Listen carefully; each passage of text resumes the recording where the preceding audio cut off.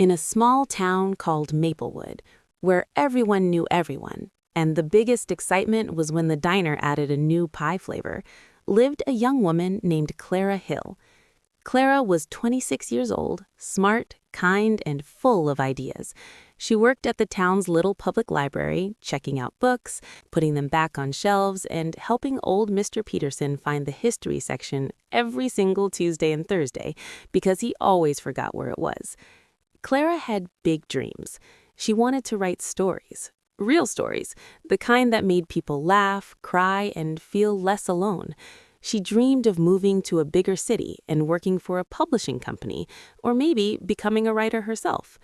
But Clara also had a problem. She couldn't let go.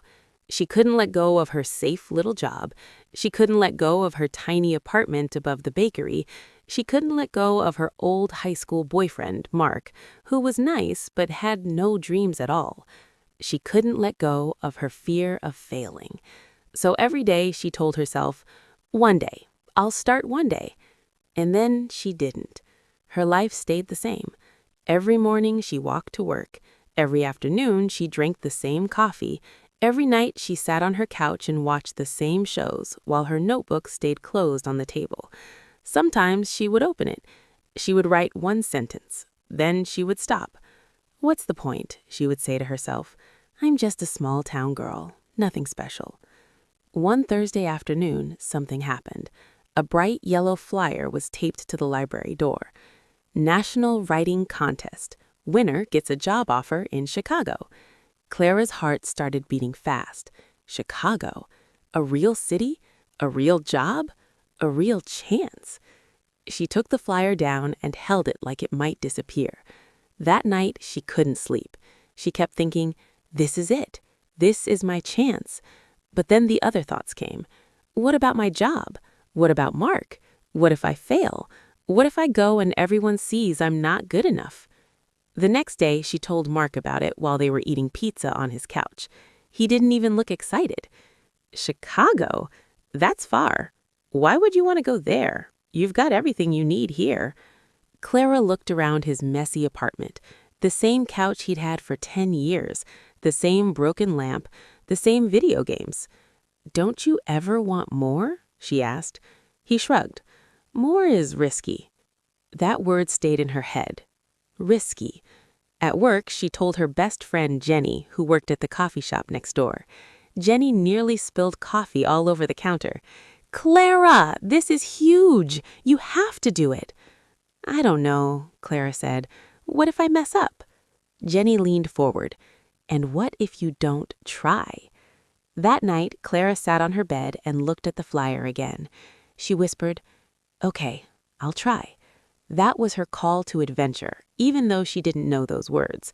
Writing the story was hard. She rewrote it 10 times. She almost quit 20 times. She cried once and ate too many cookies twice. But in the end, she sent it in. Then she waited. Weeks passed. Nothing. She told herself it didn't matter. She tried to forget about it. One morning, while she was shelving books, her phone buzzed. Unknown number. She almost didn't answer. "Hello? Is this Clara Hill? This is the Bright Star Publishing Contest Committee." Her knees went weak. You've been selected as one of our finalists. We'd like you to come to Chicago for an interview." Clara dropped her phone. Mr. Peterson picked it up for her. "Good news?" he asked. "I think my life just changed," she said. That night, she told Mark. He was quiet.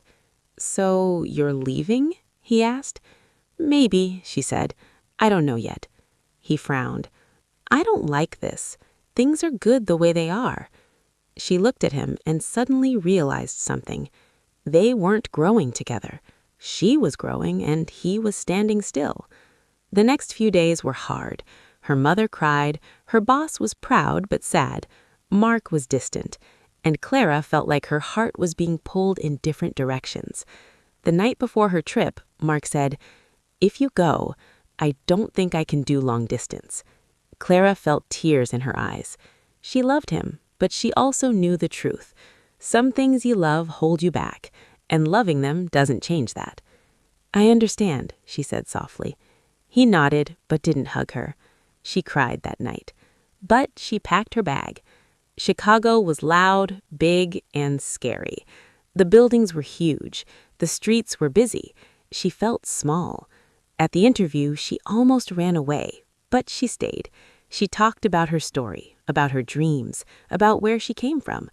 2 days later, she got the email. "We would like to offer you the job." She screamed so loud her hotel neighbor knocked on the wall. Then came the hardest part, going home and saying goodbye.